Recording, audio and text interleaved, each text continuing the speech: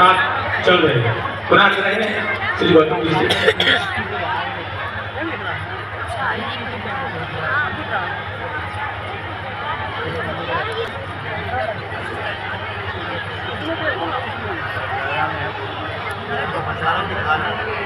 एक बार आप सबसे आग्रह है कि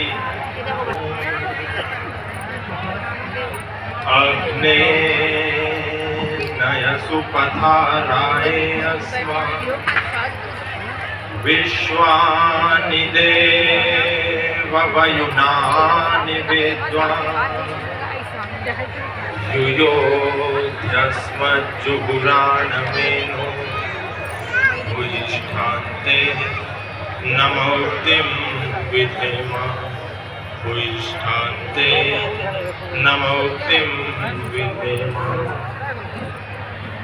पूज्य श्रद्धे गुरुदेव भगवान के पावन चरणों में नमन करते हुए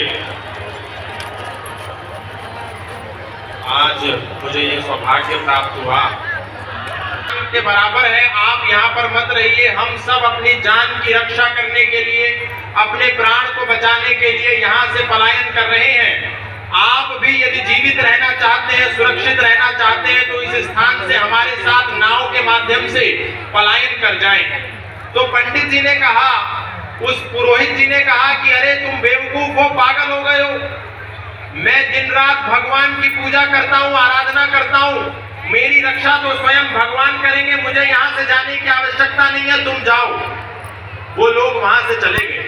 थोड़ी देर के बाद सूचना मिली कि जो जल था, जल का स्तर गर्दन तक आ गया।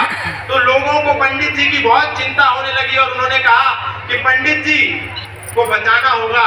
अब उनका बचना मुश्किल नहीं है। दोबारा नाव से लोग गए, पंडित जी से आग्रह किया, पुरोहित जी से कि अब तो बचना नामुमकिन है, पानी गले तक आ गया है, अब यदि नहीं गए तो मृत्यु हो जाएगी। पंडित जी ने धुतकार दिया और बोला कि अभी तुम बेवकूफ हो, मैंने तुमको मना कर दिया था, स्वयं भगवान मेरी रक्षा करेगा, मुझे जरूरत नहीं है तुम लोगों की, यहाँ से दफा हो जाओ, भाग जाओ। और वो लोग फिर वापस चले गए। अचानक से सूचना मिली कि पंडित जी अब चोटी पर चढ़ गए मंदिर की, और पानी जो है पूरा चोटी तक पहुंच गया है। तो लोगों को पुनः चिंता हुई अपने पुरोहित जी की, और उन्होंने पुनः प्रशासन से कहा कि हमारे पंडित जी वहां फंस गए हैं, आप जाकर के कृपया उनको बचाइए। प्रशासन हेलीकॉप्टर लेकर के गया और सीधा मंदिर की चोटी पर ले जाकर के हेलीकॉप्टर खड़ा कर दिया और पंडित जी से कहा, हम यहाँ से सीढ़ी लटका रहे हैं, आप कृपया करके चलिए, नहीं तो आपका बचना मुश्किल हो जाएगा। और पंडित जी ने कहा, अरे तुम बेवकूफ हो, मैं त्रिकाल संध्या करता हूँ, भगवान को भोग लगाता हूँ, उनकी आरती करता हूँ, भगवान स्वयं आकर के मुझको बचाएंगे, मुझे तुम्हारे जैसे लोगों की कोई आवश्यकता नहीं है। और प्रशासन को भी वहां से विदा कर दिया। अब जब पानी मंदिर की नींव में घुसा तो मंदिर नीचे गिर गया और पंडित जी भी नीचे गिर गए और उनकी मृत्यु हो गई।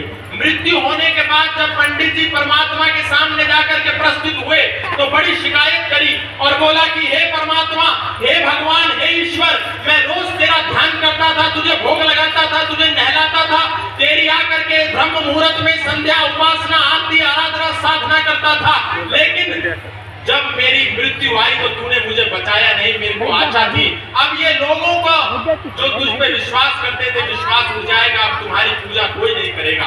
तो परमपिता परमात्मा हंसे और कहा, अरे मूर्ख, मैंने एक बार नहीं, दो बार नहीं, तीन बार लोगों को तेरी रक्षा के लिए भेजा, लेकिन तूने उनको स्वीकार नहीं किया और अब मुझको गाली देता है। बात को कहने का तात्पर्य क्या है? आज हम सभी सनातन धर्मी किसी अवतार की प्रतीक्षा कर रहे हैं कि कोई अवतार आएगा, हम लोगों को बचाएगा। आप सोच करके देखिए, योगेश्वर भगवान श्री कृष्ण आए, अर्जुन का मार्गदर्शन किया और उसको कहा, शस्त्र उठाओ, हतो वा प्राप्स्यसि स्वर्गम, जीत्वा वा भोक्ष्यसे महीम, तस्मात् उत्तिष्ठ कौन्तेय युद्धाय कृतनिश्चया।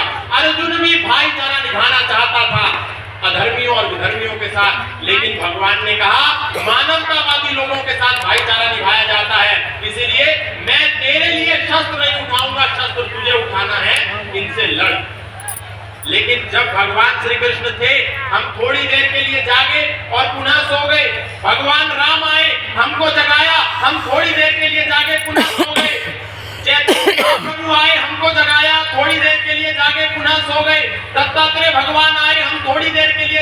पुनः सो गए। शंकराचार्य आए, हमको जगाया, हम थोड़ी देर के लिए जागे, हम पुनः सो गए।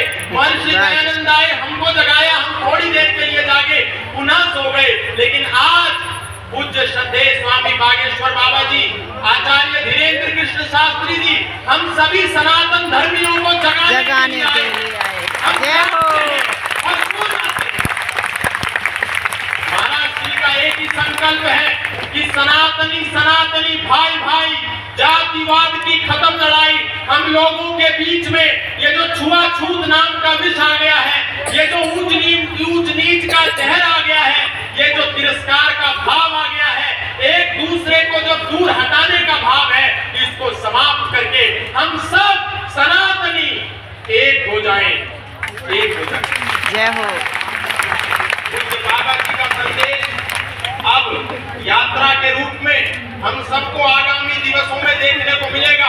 महाराज श्री का एक ही संकल्प है, एक ही संदेश है कि हम सबको गले से लगाना है। यदि सनातन को बचाना चाहते हैं तो बाबा जी के कार्य के अनुसार, कृतार्थ कर्म के अनुसार 3 बिंदुओं पर हम सभी सनातन धर्मियों को काम करना है।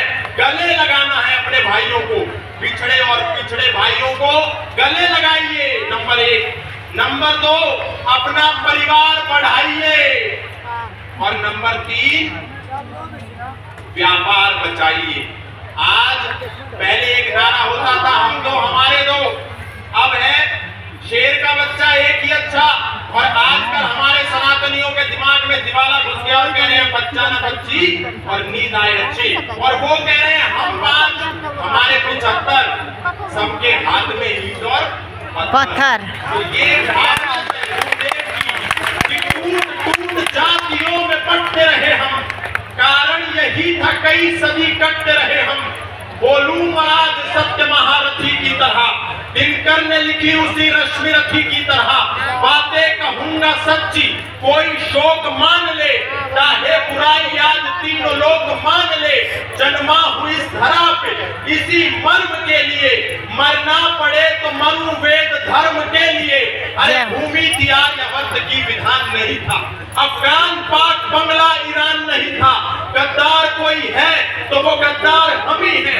ये हश्र जो हुआ है जिम्मेदार हम ही हैं। पहले तो टूट रियासत में कट गए, अब दौर ये आया तो सियासत में बट गए। अरे बने मियां मिट्ठू और महान हो गए, छोटा सा पद मिला तो हम सुल्तान हो गए।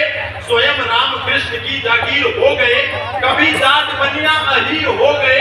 ठाकुर बने बने हम ही कुम्हार बने हैं, कुर्मी कछार और हम लुहार बने हैं। जैन अग्रवाल और वर्मा हो गए, ब्राह्मण बने अभी तो विश्वकर्मा हो गए। जय हो।